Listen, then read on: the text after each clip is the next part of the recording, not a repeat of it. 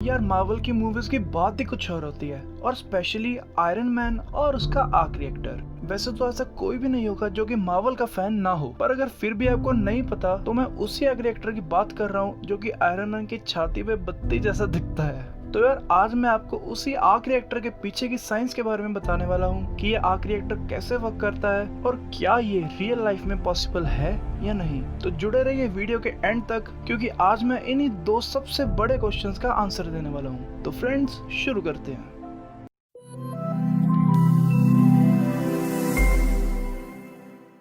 यार सबसे पहले देखते हैं कि ये आर्क रिएक्टर है क्या और क्या काम करता है। तो यार टोनी स्टार्क ने ये आर्क रिएक्टर किसी सूट को पावर या कोई भी ऐसे यूज के लिए नहीं बनाया था, बल्कि उसने ये अपने जिंदा रहने के लिए बनाया था। जैसा कि आपको पता होगा कि 10 थिंग्स ने टोनी स्टार्क को किडनैप करने के लिए उस पर हमला किया था। तो उस हमले के कारण टोनी की चेस्ट में कुछ मेटल के छोटे छोटे टुकड़े चले गए थे। तो उन पीसेस को हार्ट तक पहुंचने से रोकने के लिए यिनसी ने टोनी की चेस्ट में इलेक्ट्रोमैग्नेट डाल दिया, जिसको पावर देने के लिए कार बैटरीज को अटैच कर दिया। अब भैया वो तो टोनी स्टार्क है, हर जगह बैटरीज लेके तो जाएगा नहीं, तो उसने एक सोल्यूशन निकाला इन बैटरीज को हटाने का। यार arc reactor basically Howard Stark, Tony Stark के डैड ने ऑलरेडी बनाया हुआ था, जो कि बाद में टोनी ने स्टार्क टावर को इलेक्ट्रिसिटी देने के लिए यूज किया। पर यार दिक्कत ये थी कि वो साइज में बहुत ही बड़ा था, तो टोनी ने अपना दिमाग घुमाया और उस आर्क रिएक्टर को मिनिएचराइज कर दिया और उस कैद से भागने के लिए एक आर्मर भी बनाया, जिसे पावर इसी आर्क रिएक्टर से मिली। तो ऊपर से देखे तो यार आर्क रिएक्टर के बेसिकली दो हिस्से हैं, पहला इलेक्ट्रोमैग्नेट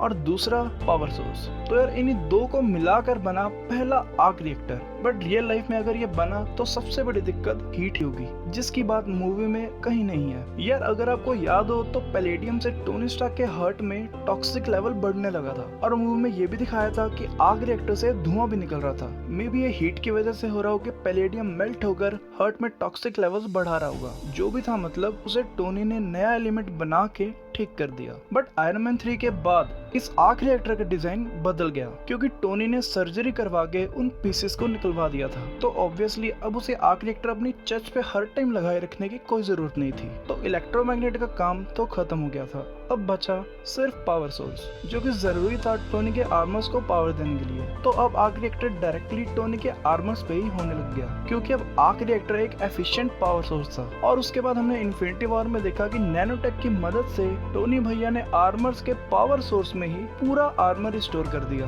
और फिर इसे दोबारा अपनी चेस्ट पे लगा लिया। पर खैर ये जरूरी था दुनिया को बचाने के लिए। तो यार मूवीज में जो कंसेप्ट यूज किया है आर्क रिएक्टर को लेकर, वो फ्यूजन रिएक्टर की थ्योरी से एकदम मिलता है। इनफैक्ट मैं ये कहूंगा कि सेम टू सेम ही है। तो इसका पहला रिक्वायरमेंट ये है कि इसे सर्कुलर शेप में किया जाए, मतलब रिएक्शन वाली जगह वड़े की शेप में होनी चाहिए। इस रिएक्शन में यूज होते हैं हाइड्रोजन के दो आइसोटॉप्स, ड्यूटेरियम और ट्राइटियम। यार इन दोनों को रिएक्टर के कोर में रखा जाता है और हाई एनर्जी से इन्हें फ्यूज किया जाता है, जिससे कि एक हीलियम एटम बनता है और एक फ्री न्यूट्रॉन, जिनका कंबाइंड मास लिए गए ड्यूटेरियम और ट्राइटियम से कम होता है। तो बचा हुआ जो मिसिंग मास है वो एनर्जी में कन्वर्ट होता है, जिससे कि आयरन मैन के सूट्स को पावर मिलती है। बट रियल लाइफ में मास को एनर्जी में कन्वर्ट नहीं किया जा सकता, एटलीस्ट अभी तो नहीं। तो अब आप सोचेंगे कि ये तो बन ही नहीं सकता रियल लाइफ में, तो रुक जाओ, सुनो। ये रियल लाइफ में पॉसिबल है या नहीं, इसके पार्शियल आंसर्स है कि बन भी सकता है और नहीं भी। वो इसलिए क्योंकि कई रिसर्चर्स और ऑर्गेनाइजेशंस जैसे MIT इस पे बहुत देर से काम कर रहे हैं, और उनकी माने तो 2025 या 30 तक हमें ये देखने को मिल सकता है। तो जो मैंने पार्शियल आंसर ना भी दिया था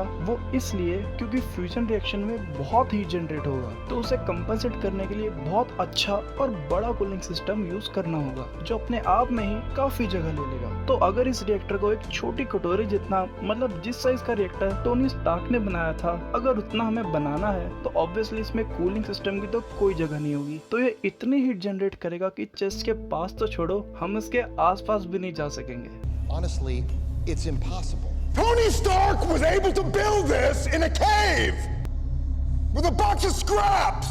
यार बनाने वाला टोनी स्टार्क था और वो एक मूवी थी, तो आयरन मैन जैसा आर्क रिएक्टर तो भैया नहीं बन सकता, और बड़े साइज का भी रिएक्टर बनने में अभी 5-10 साल तो लगेंगे। तो यार ये था आर्क रिएक्टर के पीछे का टेक और असल लाइफ में बनने की पॉसिबिलिटी। अगर आपको वीडियो अच्छी लगी हो तो लाइक कीजिए, और आप क्या सोचते हैं आर्क रिएक्टर के बारे में, ये रियल लाइफ में बन सकता है या नहीं, नीचे कमेंट करके जरूर बताइए। इसी तरह के वीडियोस पाने के लिए चैनल को सब्सक्राइब कीजिए, और अगर किसी पर्टिकुलर टॉपिक के बारे में वीडियो चाहिए तो वो भी नीचे कमेंट कीजिए। और यार अगस्त में रिलीज होने वाली सभी गेम्स या फिर पिछले 3-4 दिनों में जो रिलीज हुई हैं उन सभी की लिस्ट मैंने अपने इंस्टाग्राम और ट्विटर पे डाल दी है, तो जाइए फॉलो कीजिए हर मंथ की गेम लिस्ट के लिए। मैं आपसे मिलूंगा अगली वीडियो में। Till then take care, stay safe.